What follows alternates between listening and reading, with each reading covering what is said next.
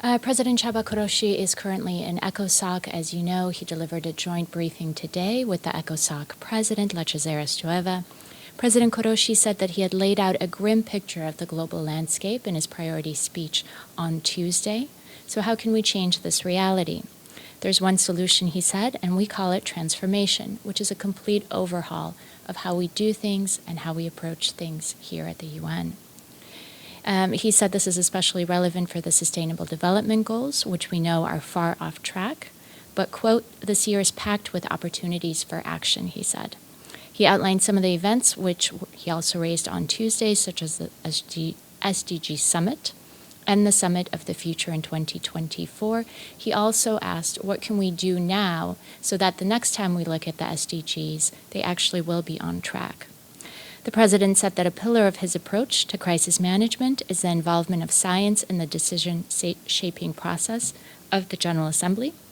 As you know, on the 7th of February, he will hold a series of briefings with scientists, and I expect to share media advisories for those with you next week, and then we'll have a press release afterwards. Among his other topics, the president spoke about youth. He said this is really the year to engage with young people, especially with the UN Youth Office up and running.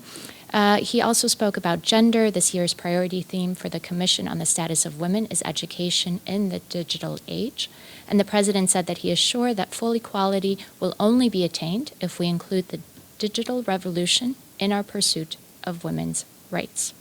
He also noted that in April, he will convene an informal dialogue on the enhanced participation of Indigenous peoples in the work of the General Assembly, and that will be done in coordination with the ECOSOC's Permanent Forum on Indigenous Issues.